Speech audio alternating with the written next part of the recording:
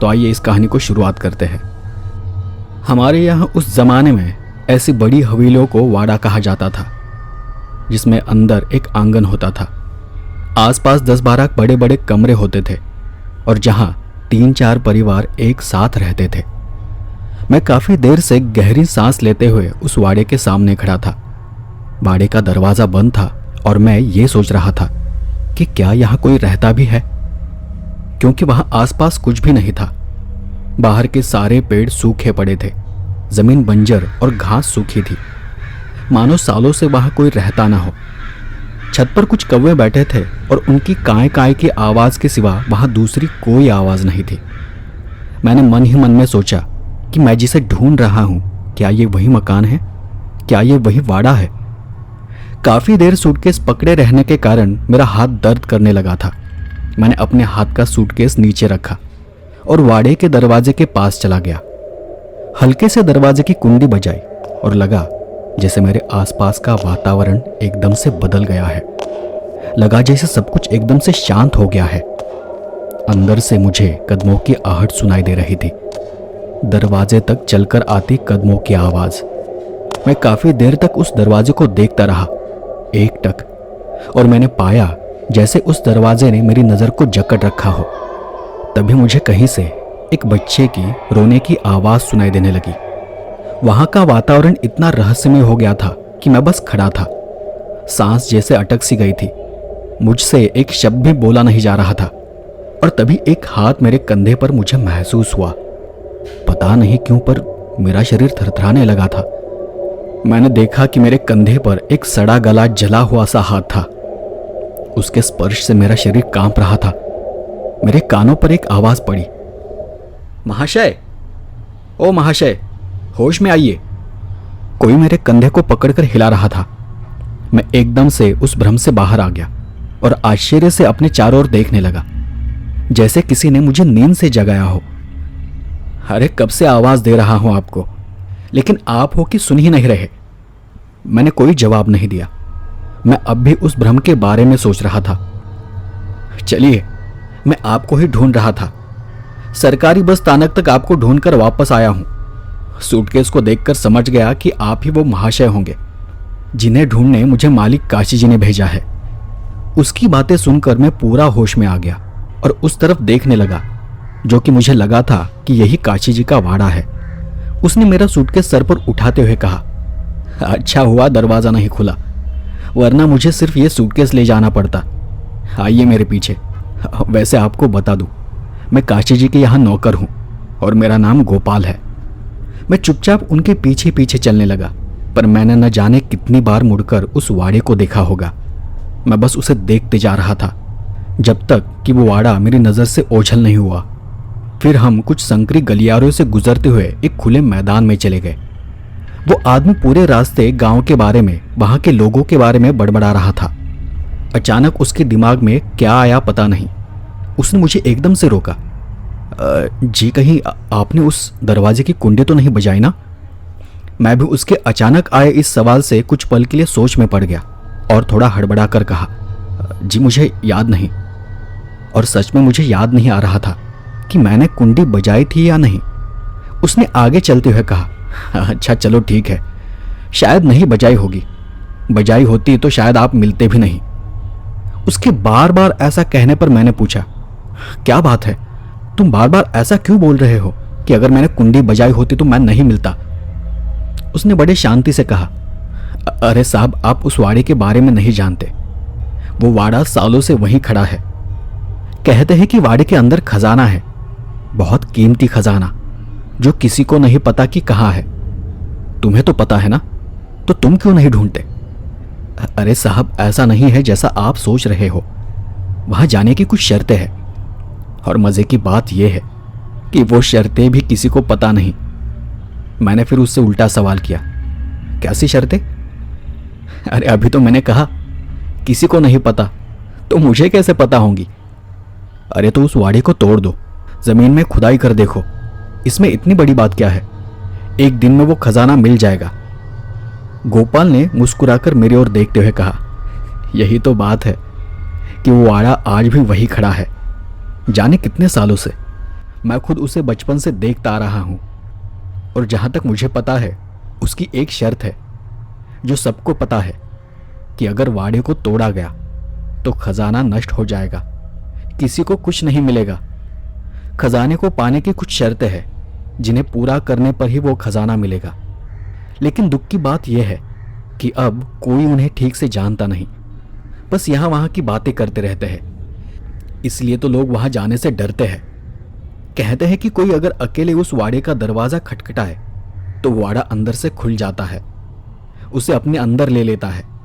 उस वाड़े में आज भी वहां रहने वाले लोगों की आत्माएं रहती है जो खजाने की रक्षा करती है। मैंने भी उसे हंसकर कहा, भूतों की बातें कर लोग बस मूर्ख बनाते हैं, इसलिए तो उसे तोड़ने से डरते होंगे, लेकिन मैं नहीं डरता। कभी ना कभी तो मैं वहां जाकर देखूंगा कि वहां क्या है। और तभी एक बूढ़ा अनजान आदमी एकदम से मेरे सामने आकर खड़ा हो गया, मुझे धक्का देने लगा। नहीं डरता? नहीं डरता? जा जा, तो जा ना, जा, जाएगा ना, जा जा, जाना, जा जा जा। और वो मुझ पर हंसने लगा एकदम अजीब तरह से। उसे देख मैं पीछे हट गया और गोपाल मेरे बचाव में आगे आ गया। सुखी, भाग यहां से, पागल कहीं का, जा भाग, साहब को तकलीफ मत दे, जा मंदिर में जा, वहां तेरे लिए खाना रखा है। खाने का नाम सुनते ही वो भागता हुआ वहां से चला गया। मैं तो बस उसे देखते जा रहा था। गोपाल ने नीचे रखा बैग फिर से उठा लिया। अरे चलिए, ये तो ऐसे ही पागल है, मंदिर में बस पड़ा रहता है। ये तो बस खाना और खजाना, इन दो चीजों के लिए पागल है। अच्छा, हाँ, तो मैं क्या कह रहा था कि उस वाड़े में भूत है जो उस वाड़े की खजाने की रक्षा करते हैं, और किसी ने वहां प्रवेश कर भी लिया तो वो उसे जिंदा नहीं छोड़ते। हम दोनों बातें करते करते एक मंजिला इमारत के सामने आ गए। असल में वो जगह गांव का चौराहा था जहां आसपास दुकानें थीं, कपड़ों की, बर्तनों की और भी कई सारी। और वहीं ऊपर की मंजिल पर बैंक का दफ्तर था। उसने ऊपर की मंजिल की तरफ इशारा करते हुए कहा, साहब, वो देखिए वहां जो बड़ी पार्टी लगी है ना, वहीं आपका ऑफिस है, और इसी के पीछे एक वाड़ा है जहां आपके रहने का इंतजाम किया है, जिसे आप ढूंढ रहे थे। पर ऑफिस की चाबी मालिक के पास है, जो आपको शाम को मिलेगी। अब मैं आपको वाड़े पर छोड़ देता हूं, आप जाकर आराम कीजिए, मैं फिर शाम को आपको बुलाने आ जाऊंगा। गोपाल ने मुझे पीछे वाड़े पर छोड़ दिया। सफर के कारण मैं थका हुआ था और इसलिए हाथ मुंह धोकर मैं सीधे आराम करने चला गया। शाम को वक्त क्या हुआ था पता नहीं, बस दरवाजा बजा और मेरी नींद खुल गई। गोपाल दरवाजे में खड़ा था। मालिक ने आपको खाने पर बुलाया है। मैं तैयार होकर गोपाल के साथ चल दिया। काशी जी की हवेली काफी बड़ी थी। वो गांव के कुछ अमीर लोगों में से एक थे। उन्होंने मेरा स्वागत किया और थोड़ी बातें कर हम खाना खाने बैठ गए। खाना खाते समय अचानक मेरे मुंह से वो बात निकल गई, काशी जी, वो गांव के रास्ते में जो वाड़ा है वो किसका है? काशी जी ने नजर उठाते हुए घूर कर ही मुझे देखा, लेकिन मेरी बात का कोई जवाब नहीं दिया। नौकर भी थोड़ा हड़बड़ा गया और अंदर कमरे में चला गया, पर मैंने शांति से अपना खाना जारी रखा। एक गहरी सांस लेते हुए उन्होंने कहा, हमारा ही है, हमारे पूर्वज वहां रहा करते थे। पर अगर आप खजाने के बारे में पूछना चाहते हो तो एक बात आप ठीक से समझ ले कि वहां कोई खजाना वजाना नहीं है। मैंने थोड़ा हंसते हुए ही कहा, मैं भी गोपाल को वही कह रहा था कि वहां कोई खजाना नहीं है। गोपाल अंदर के कमरे से छुपकर बाहर देख रहा था। खाना खत्म होने के तुरंत बाद काशी जी ने कुछ चाबियां मेरे हाथ में थमा दी और गोपाल को देखते हुए कहा, इन्हें घर तक छोड़ाओ और ठीक से समझा दो।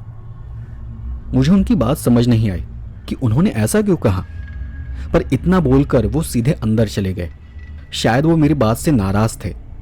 गोपाल अपने सर पर हाथ मारते हुए बाहर आ गया और मुझे खींचकर ही बाहर ले गया। अरे साहब, आपको उनसे ऐसी बात नहीं करनी चाहिए थी। आपको नहीं पता, पर उनका पूरा परिवार वहां जलकर राख हुआ है। गोपाल की बात सुनकर मुझे दुख हुआ। तुमने मुझे पहले क्यों नहीं बताया?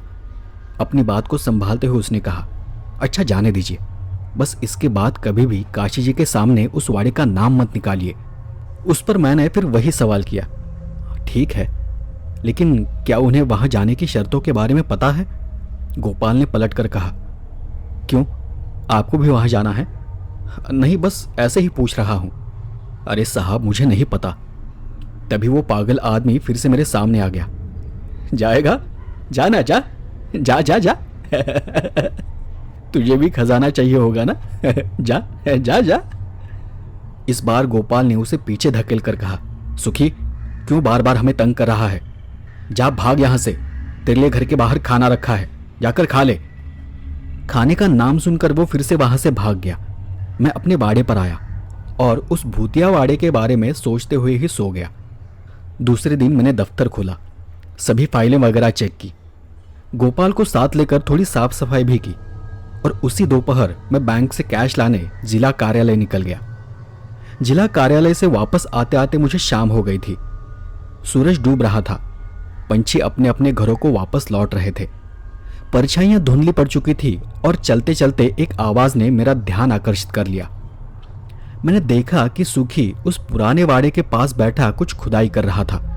मैंने गौर से उसे देखा, देखने लगा कि वो वहां क्या कर रहा है, पर वो एकदम से रुक गया, जैसे उसे पता चल गया था कि मैं दूर उसके पीछे खड़ा हूं। और उसने पलट कर देखा। मुझे तो कुछ सूझा ही नहीं कि मैं क्या करूं। वो वैसा ही मुझे घूरता रहा और एकदम से खड़ा हो गया। जैसे ही वो खड़ा हुआ, मैं तेजी से गांव की ओर चलने लगा। अगर मुझे थोड़ा भी महसूस होता कि वो मेरे पीछे आ रहा है तो शायद मैं दौड़कर ही चला जाता, लेकिन कुछ दूर जाकर मैंने पीछे देखा। मेरे पीछे तब कोई भी नहीं था। रात गोपाल मुझे खाना देने मकान पर आ गया। कुछ देर बाद जब मैं खाना खा रहा था तो मैंने देखा कि खिड़की के बाहर सूखी खड़ा था। दूर खड़े होकर वो मुझे देख रहा था। मैंने अपना ध्यान हटा लिया और चुपचाप खाना खाने लगा। फिर भी कुछ देर बाद मैंने नजर चुराकर खिड़की में देखा तो अब वो वहां से गायब हो चुका था। मैंने खाना खत्म किया और कुछ हिसाब किताब कर सो गया। उस रात मुझे शरीर पर कुछ रेंगता हुआ महसूस हुआ, जैसे कोई बच्चा मेरे आसपास खेल रहा हो। मैं एकदम से नींद से जाग गया। अपनी आंखें खोली और देखा तो मैं कहीं एक घने अंधेरे में खड़ा था। आसपास ठंडी हवाएं बह रही थी। मैं अंधेरे में यहां वहां टटोलने लगा कि मैं कहां हूं। तभी मेरा हाथ एक लकड़ी के दरवाजे पर पड़ा। हाँ, वो वही दरवाजा था, एक बड़ा सा दरवाजा। मेरा हाथ पड़ते ही वो दरवाजा एक भयानक करकराती आवाज करते हुए खुल गया। एकदम से वहां सब कुछ प्रकाशमान हो गया, जैसे आसपास हजारों दिए जल रहे हो। शायद ये वही पुराना वाड़ा था, वही भूतिया वाड़ा जिसके बारे में लोग बातें करते थे। अंदर कहीं से मुझे रोने की आवाज आने लगी और उसी पल मुझे अपने पीछे कुछ महसूस हुआ। लगा जैसे मेरे पीछे कोई खड़ा है। मैं उसकी सांसों को महसूस कर पा रहा था। पता नहीं मेरे पीछे क्या था। मैं मुड़कर देखने ही वाला था कि एक अजीब आवाज मेरे कानों पर पड़ी। पीछे मत देखो, मुझे देखोगे तो मर जाओगे। तुमने एक शर्त पूरी की है, अब बस दूसरी शर्त को पूरा करो, फिर सारा खजाना तुम्हारा हो जाएगा। उस आवाज से मेरा शरीर थर-थर कांपने लगा। बहुत ही भयानक आवाज थी वो। मेरे शरीर के साथ साथ मेरे होंठ भी कांप रहे थे। शरीर ठंडा पड़ गया और मैंने थरथराती हुई आवाज में ही पूछा, कौन सी शर्त? अपने पीछे से मैंने एक लंबी गहरी सांस की आवाज सुनी और मुझे मेरे कंधे पर एक हाथ महसूस हुआ। मैंने अपने कंधे की ओर देखा। एक सड़ा गला सा हाथ मेरे कंधे पर था। नाखून लंबे और काले पड़े हुए थे। ऐसा लग रहा था कि वो हाथ जलकर पिघल गया हो। उस सड़े हाथ को देख घबराकर ही मैंने वो हाथ हटाया और मैं एकदम से नींद से जाग गया। बाप रे, इतना भयानक सपना। मैंने हाथ से ही अपना पसीना पोंछ लिया, अपने आप को समझाया और शांत किया। सिगरेट निकालकर मैं खिड़की के पास जाकर खड़ा हो गया और सिगरेट पीते हुए ही मैंने देखा कि बाहर कोई खड़ा था, मुझे ही घूर रहा था। मैंने उसे गौर से देखा तो वो सूखी था। ये पागल न जाने मेरे पीछे क्यों पड़ा है। मैंने गुस्से में आधी अधूरी सिगरेट वहीं फेंक दी और खिड़की बंद कर फिर से सोने चला गया। अगले कुछ दिनों तक मैं ऑफिस के काम में व्यस्त रहा, इतना कि खाने पीने का होश ही नहीं था। मैं दिन रात काम में लगा था और ऐसे ही एक रात में अपना काम कर रहा था। कि रात के 10 बजे के करीब गोपाल मेरे घर आ गया और आते ही वो बड़बड़ाने लगा, साहब माफ़ करना, आज थोड़ी देर हो गई, आप बस जल्दी से खाना खा लीजिए, मैं वापस सुबह आता हूँ। गोपाल ने खाना टेबल पर रखा और वहाँ से जाने लगा। मेरा सारा ध्यान तब काम में ही था, पर पता नहीं अचानक क्या बात मेरे मन में आ गई। गोपाल, एक बात पूछनी थी। गोपाल अपनी चप्पलें चढ़ाकर जा ही रहा था कि मेरी आवाज़ सुनकर वो रुक गया। उसने दरवाजे से अंदर झांकते हुए पूछा, जी कहिए। ये सुखी कई दिनों से नजर नहीं आया मुझे। जी ये तो उसकी आदत है, ऐसे दिनों दिनों तक गायब हो जाता है और अपने आप ही वापस आ भी जाता है। ज़्यादा भूख लगेगी तो आ जाएगा। लेकिन आप उसके बारे में क्यों पूछ रहे हो? नहीं, कुछ खास नहीं, यही मैंने उसे 2-3 बार खिड़की के बाहर खड़ा देखा था, पता नहीं क्या कर रहा था। मेरी ये बात सुनकर गोपाल थोड़ा अंदर आ गया। आप उसकी बातों पर ध्यान मत दीजिए, पागल है, पागलों जैसी बातें करता है। पिछले जो साहब थे ना, उनके साथ भी ऐसा ही कुछ किया था उसने। बार बार बस खजाने के बारे में बात करता था। मैंने उन्हें समझाया भी था कि वो पागल है, उसकी बातों पर भरोसा मत कीजिए। लेकिन एक दिन क्या हुआ पता नहीं, पर एक रात पूरे गांव में हल्ला हो गया। उस रात वो साहब रात भर चिल्लाते हुए पूरे गांव में पागलों की तरह भागते रहे। कुछ भी पूछो तो बताने की हालत में ही नहीं थे, बस बड़बड़ाते थे कि मैंने उन्हें देखा है, मैंने उन्हें देखा है। अब उन्होंने किसे देखा था वो बस वही जानते थे। किसी को कुछ पता नहीं चला कि उनके साथ क्या हुआ था। और उसी रात हमारे मालिक ने उन्हें गाड़ी में बिठाकर उनके घर भेज दिया। उसके बाद पता नहीं उनके साथ क्या हुआ, पर बाद में लोगों से मैंने सुना कि सुखी की बातों में आकर एक रात वो साहब भी वाड़े पर चले गए थे। गोपाल ने फिर वहीं से हाथ जोड़कर प्रणाम किया। अच्छा, राम राम, अब मैं चलता हूँ, घर में और भी काम बाकी है। और इतना बोलकर गोपाल वहां से चला गया। मेरे लिए वो सब कुछ अजीब था। मैंने फिर से उन बातों से ध्यान हटाया और काम में लग गया। अपना काम करते करते मैं वही टेबल पर सिर रख कर सो गया, वही खिड़की के पास। बाहर से आ रही ठंडी हवाओं के कारण तुरंत मेरी झपकी लग गई। फिर एक आवाज से एकदम से मेरी झपकी टूटी। मैं थकावट के कारण अपनी आंखें खोल नहीं पा रहा था। मैंने फिर वही आवाज सुनी। काफी देर बाद मैंने आंखें खोली। किसी तरह से अपने चेहरे पर आई लार को पोंछा और आंखों को झपकते हुए बाहर देखने की कोशिश की। सूखी खिड़की के पास खड़ा था, खिड़की की सलाखों को पकड़कर। उसे अचानक सामने देख मैं थोड़ा पीछे हट गया और मैंने हड़बड़ाकर ही कहा, क्या चाहते हो तुम? हाँ? उसने और खिड़की के पास आते हुए कहा, आप जाओगे खजाना ढूंढने? मुझे उसकी शर्तें पता है, सारी शर्तें पता है, बोलो जाओगे आप? मैंने उससे अपनी नजर हटाते हुए कहा, नहीं नहीं, तुम चले जाओ यहां से, मुझे खजाने में कोई इंटरेस्ट नहीं है, अमीर बनने का कोई शौक नहीं है। उसने फिर अपनी आंखें बड़ी बड़ी करते हुए कहा, पहली शर्त, खजाना उसी को मिलेगा जिसमें उसे पाने का मोह नहीं है, लालच नहीं है। उसकी वो बात सुनकर मुझ में कुतूहल जाग गया, पर फिर भी मैंने कहा, देखो तुम क्या बोल रहे हो, मुझे कुछ पता नहीं, पर मुझे कोई खजाना नहीं चाहिए। मेरी बात को सुनकर उसकी आंखों में आंसू आ गए। सूखी को लोग पागल समझते थे, पर आज मुझे वो पागल नहीं लग रहा था। आज मैंने सुखी का एक अलग ही रूप देखा था। उसने सलाखें छोड़ दी और धीरे से पीछे हट गया। तब मैंने उसे आवाज दी, तुम क्यों नहीं जाते वहां? उसने नीचे देखते हुए मेरी बात का जवाब दिया, नहीं जा सकता, मजबूरी है। वो मुझे जानते हैं, लेकिन मैं आपको वो सब नहीं बता सकता, ये भी शर्त का हिस्सा है। उसने बात को टाल दिया, इसलिए मैंने उससे दूसरा सवाल किया,